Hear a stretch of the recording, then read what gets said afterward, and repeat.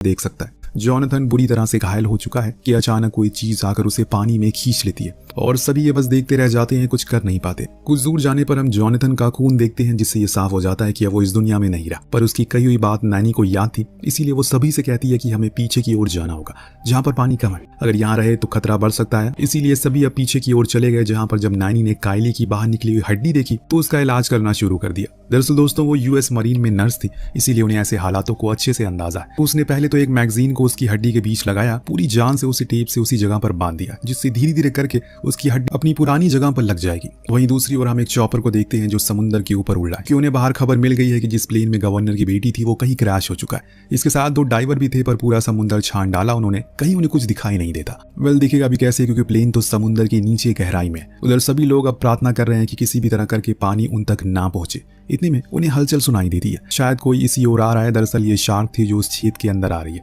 उन मरे हुए लोगों की लाशों को खाने के लिए, जो देख इनकी सांसें अटक जाती है। लेकिन इतना ही नहीं, उसी समय एक बड़ी सी शार्क इनके पूरे प्लेन को टक्कर मार देती है, जिससे जोर का झटका महसूस होता है। बेली बहुत ज्यादा डर गई थी और तब एवा ने उसे समझाया कि उन्हें कुछ नहीं होगा, क्योंकि उसके डैड गवर्नर है, वो जरूर उन्हें ढूंढ लेंगे।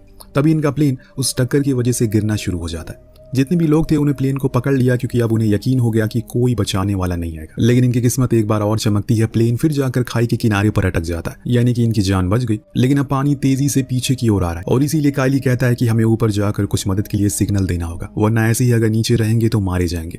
पर इतनी देर तक वो पानी में सांस कैसे रोकेंगे कि इसी वक्त कायली को ध्यान आता है कि उसने 2 पैसेंजर को स्कूबा डाइविंग के सामान के साथ देखा था प्लेन में बोर्ड करते हुए। डैनियल ने बताया कि वो सामान तो नीचे होगा और ऑक्सीजन नहीं होगी उसमें, क्योंकि उन्हें खाली सिलेंडर के साथ ही बोर्ड करने दिया गया होगा। ये आइडिया हमें ड्रॉप करना होगा, कुछ और सोचना पड़ेगा। तो वहीं ऊपर हम फिर से चॉपर को देखते हैं, जिन्हें फाइनली प्लेन का बिखरा हुआ मलबा दिख जाता है और उसे देखकर वो अपने दोनों डाइवर्स को नीचे भेज देते हैं, ताकि वो जाकर उस पूरे प्लेन को ढूंढ सके।